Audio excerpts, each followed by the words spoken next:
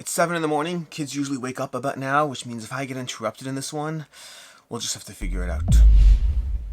Hey, I'm Alex Radcliffe from Board Game Co. and today I'm reviewing Wormholes from AEG, a game of, well, mostly wormholes. A game of planting wormholes all around the galaxy as you try to travel from place to place, accomplishing your objectives, getting as many points as possible, dropping off your passengers, exploring the known or unknown galaxy, as it were, more efficiently than the other players before the game ends. That's the high-level overview. It's all about the wormholes. It's all about dropping those down. So let's go ahead and dive into this. This is a game which you're going to be going through the turn sequence over here, spending your energy down here to move. You're going to have 3 movements per turn where you can be moving your ships across the galaxy. That seems a little tedious and boring because the galaxy is very large and your movement is a very small amount.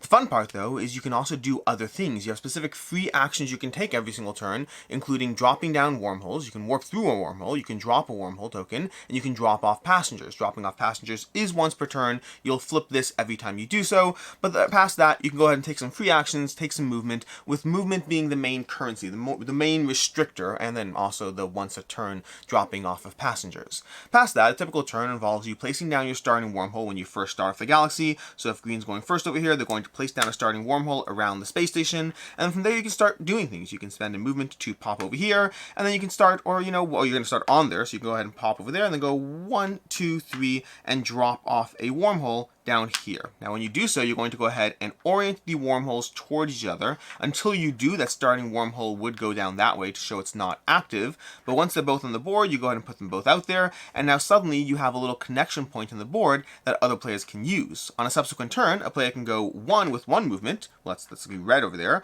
1 with 1 movement, and then for free just pop over there. So as the wormholes start to populate the galaxy, you're starting to just allow tons of movement possibilities around the table, a lot more freedom in this universe to jump from place to place, and that's before we get to the various terrain effects. So that's basically it. You're dropping down wormholes. So to give you back to the idea of how things are going over here, let's go ahead and just populate a few wormholes down. Let's show you how a board might look as things are going over here. We're going to go to populate down this player over here. We'll have this one, and we'll point that all the way down over here. Maybe pretend this person jumped over here, ricocheted over here, and headed down over here. So now suddenly we have another wormhole all the way over here. Again, point to one another. And as you start to do this, you start popping up these wormholes from location to location. Wormholes that will allow other players to start doing things and moving around the board, such that a player can go, oh look, over here, I'm going to pop from here, I'm going to pop from here to here, and then move here, and then pop from there to there, and you start generating these chains of jumping around the galaxy.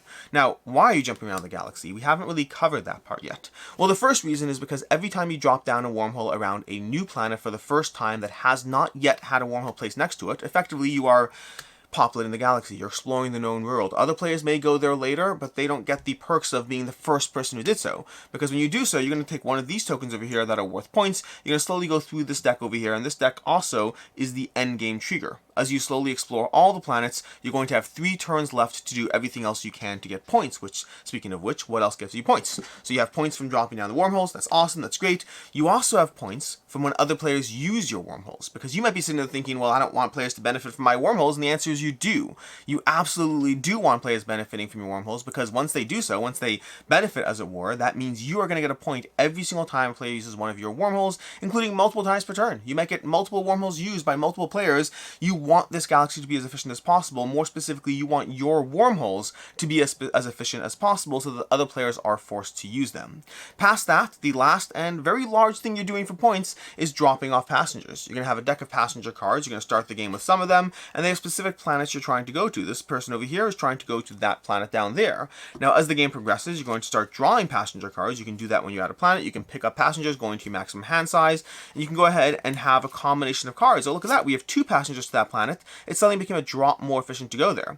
Every passenger is going to reward you with 2 points when you drop them off, and so you are motivated you're motivated to create these pathways towards specific planets to figure out the most efficient chain of jumping from one planet to another planet, through another wormhole, to another location, to drop off as many passengers as possible, to then refill your hand back up to 4 cards. And there's a fun little thing where you can discard passengers as well, which will go into a face-up pile next to the passenger pile, a face-up pile where players next to the space station can pick up face-up passengers. All the planets are face-down passengers, space station is face-up passengers, all of them allowing you to try to plan around a bit of a plan of action of, how am I going to drop off 3 passengers here, then jump over here, put down a new wormhole, make sure that my wormholes are efficient, that you're using my wormholes to jump around as fast as possible, and that's basically what's happening in Wormholes. again, basic idea is you have 3 movement to turn. You're going to use that 3 movement to walk around the board planting wormholes, to gather passengers, to jump through wormholes, to drop off those passengers, to place new wormholes around the galaxy, to get those points for exploration. Eventually the entire galaxy will be fully explored, at which point the players have 3 turns left to do everything that they want to do to, well, maximize their score. And that's Wormholes from AEG. So, let's get into it. Starting off with ease of play. The game is incredibly easy to learn. I'm pretty sure I've taught you everything. There may be technicalities I missed. No, I missed one thing. Let's cover one more thing before we dive into it. Terrain elements. There's going to be a variety of small little things that shift up the terrain of the game. Not tons of big things, but small little things. So the way these orbital planets work, and they have slight adjustments to those rules. The way you'll have a giant sun occupying the board. The way you'll have this little shooting space cannon thing that will pop people off as far as they want in a straight line across the board. The way you have natural wormholes or black holes on the galaxy that will jump to your wormhole of that color. If you pop into this 3 over here, you will pop out at your number 3 wormhole. So there's a little few terrain elements, and these are double-sided, and there's also 2 more for a 4-player game. So a few more terrain elements that will affect your game. They have them all nicely listed over here as far as the various effects that they have in the back of the rulebook here. Fairly easy to get into. So now that we covered that, back to ease of play. You know everything about this game. I'm pretty sure you know everything about this game. I don't think there's anything I missed out, but maybe there is. It's a very, very simple game to understand, to teach, to go through. Excellent player aids that cover everything you need. This is a game you can teach somebody in about 5-10 minutes max, and it plays in roughly half an hour. It might depend on player count a bit, might depend on your AP, your analysis paralysis, and all of that, but I would say roughly a half-hour long experience. It is fast-moving. You walk around, you drop your wormholes, you take your actions, and before you know it, the galaxy is fully explored. You have 3 turns left, and you're trying to maximize your last 3 turns. As far as player count, this is a 1 to 5 player game. I've only played this one at 3 and 4 players so far. Both 3 and 4 worked really well. I'm curious how a 2-player would do. I think a 5 would be totally fine. Again, turns are fast, things move quickly, and the more wormholes across the galaxy, the more the board kind of mixes it up. It's a 1 to 5 player. Yeah, the more the wormholes pop around the galaxy, the more things get mixed up, and the more you have the opportunity to have these cool and clever moves as you jump from one wormhole to the next, back to there, over to the next. It works well at the player counts I've played it at, and I imagine it works well at higher. I don't know how well it works at 2, and I don't know anything about the solo mode. As far as what I like, don't like, and can see others not liking, the premise to begin with is very intriguing. The entire premise of populating a galaxy, of putting down tokens, of jumping around, of incentivizing others to use your wormholes, to be able to move around the board, to have these fast and efficient actions, to wander from a planet to a planet, because you do need that motivating structure that pulls you as to why you're doing something, why you're using wormholes, to slowly explore the galaxy. It all works very well with a very clever premise of wormholes. The wormholes are just these little transportation points, but you are creating the transportation points. There's a few limitations as far as how they're created, the order they're created, that lends it to be a little less dynamic than I might like it to be, but it works fairly well as far as giving you a very simple, intriguing, and clever premise that just, well, works. And there's opportunities for some really solid moves at the same time. There are absolutely times where you have a wormhole that you planted down over here, and it connects to over, I don't even know, let's just go ahead and pop it over there. You have this wormhole connected to over here, across the galaxy. Someone walks in here, jumps over here, heads to the space cannon, shoots over here, pops into here, back to here. There are fun little clever moves you can do based on the way the board is situated, based on the way the wormholes are situated, the natural terrain elements, the passengers you have in your hand. Popping back to the space station so you can augment your hand with those 3 discards, bringing you to 4 of a kind, so you can then walk over to another planet and drop them off for 8 points in one shot. There are absolutely opportunities for clever moves in this game, and the terrain effects keep that interesting. The terrain effects, the wormholes, the turn order, the sequencing, the passenger discards, they all give you a lot of fun little incentive around a fairly simple but fairly intriguing premise. As far as what I don't like, first of all, the game ends too early for me. The half-hour playtime, while making this very accessible, it's rated as being 45 minutes. I mean, our games have been shorter than 45 minutes. I don't know if we're exploring the galaxy too quickly. Maybe we're aggressively trying to seek those exploration points. But we've had very fast games of this game, and it ends too quickly for my taste. This is a game that I feel the galaxy is just starting to fully form right before someone says, and that's my last wormhole, and now we have 3 turns left, and I feel like I want more turns. In fact, more than that, I feel I want more of a game entirely. This game, Wormholes, gives you a very simple, very engaging premise that I think is very clever. And I feel I want more game around that premise. I feel like this wormhole concept, I don't want it to be the game. I want it to be one element of a larger, more intricate, more detailed game. The core gameplay we have here does give you opportunities to feel clever. It does give you a quick play time, but it also gives you a little bit of a too simple of an engine, in my opinion. And then lastly, I'll say that luck is very present in this one. Now, luck is always a category that I have in most of my reviews. If there's a lot of luck, I'll mention it. I'll be like, hey, I can see this bothering somebody else.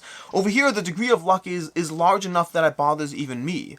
Hopping around from planet to planet, drawing a handful of cards that more easily works with the situation of wormholes that you have in front of you, so that you can pick up 3 cards and then go ahead and just drop off. Well, look at that. We can drop these off at the planet that I happen to be right next to. That has happened more times than I care to admit when playing wormholes. The idea that someone feels that they got a luckier draw than other players, that they were able to take advantage, or not take advantage, just get a set of cards that works better for them. There's definitely going to be that in this game, and the shortness of the game and the amount of time you have in it means a few lucky draws can absolutely be the difference between winning and losing in wormholes. As far as I can see others not liking, not a lot that I didn't mention already, but I will add the game looks fairly bland as far as, well, everything here. I find that the terrain elements that are a little bit more, you know, the sun, the planets, all that works. These tokens are very deluxe, like them a lot. The very chunky, hefty tokens, solid over there. But the general board looks a little bland. It's functional, it does the job, but feels like it could use a bit more art, I guess. Not overly bothersome. Honestly, I'm stretching here. I just like to have something in the things I can see others not liking category, and most of the things I can see others not liking, I already have in what I don't like, so I'm stretching. I'll fully admit that, but worth noting. As far as final thoughts on Wormholes, I liked Wormholes a lot when I read the rulebook. I liked it a lot. The premise seemed very interesting. The planetary jumping around, the connection points, the creation of the galaxy you're going to be exploring, all of that seemed really, really solid. And when we started playing, it started to carry out that way. It started to feel like it really did give you a solid game that was a lot of fun, that gives you a lot of premise and a lot of intricacy and fun little patterns and movement things, the type of things I like in games. Like when I'm playing a game like Vindication and I'm sitting there trying to optimize around a set of unique circumstances, Wormholes starts off feeling that way. But the more you play, as you go through it, the more you play, and especially as you dive into subsequent games, at least for ourselves, at least for our group, we really felt that it wasn't enough of a game. It was a very clever mechanism, a very intriguing concept, a very accessible game. This I can easily see this being a solid gateway game that introduces a unique mechanism that is fun to dive into, fun to engage with. For me, I found it to be too simple. For me, I found the game around this premise just wasn't enough to maintain my interest in the experience.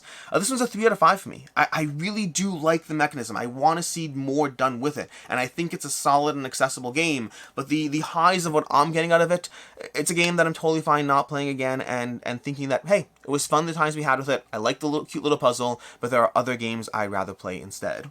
And speaking of those other games, there's 2 that I'll mention over here, both revolving around clever, intriguing movement mechanisms. One that I haven't played, and I probably should, and one that I have played but is not available, so not that helpful, technically speaking. First of all, there's Ricochet Robots. Ricochet Robots is another movement game, all about a movement mechanism where you're moving your robot as far as it can in a straight line. I've seen it over the years. It's rated decently, but it's another game that has a gimmick as the main draw as to why you would play it, a gimmick as the main movement mechanism draw as to why you would play it. I've heard good things about it, very intrigued to dive into it at some point. Again, it's all about the manipulation of moving your robots in straight lines and seeing how far they can go. And then separately, another game that is fully a gimmick around the movement mechanism, set in space as well, is Velocity Vanguard. I believe the late pledge is currently closed. You can check that out if you want, but it'll be available at some point in the future. Velocity Vanguard is the opposite of Wormholes in its accessibility. It's a lot more table space, a lot more going on, a lot more in all senses of the word, and also a lot more expensive. But the movement mechanism in Velocity Vanguard is likely the single best movement mechanism I've seen in a game, in the sense that it alone is enough for why I want to play Velocity Vanguard. Traveling around the galaxy, trying to control your thrust and your movement in space as you try to slow down and adjust and pivot. It is a very, very clever movement mechanism, and it's a one-trick pony, don't get me wrong, it absolutely is, but it's a one-trick pony that works really well, and I highly recommend it if you're looking for something a little bit more complicated that also just gives you a fun little puzzle of a movement mechanism to revolve a game around. And that's basically it. That is Wormholes from AEG, and until next time, I'm Alex Radcliffe from Board Game Co., and I hope you have a good one.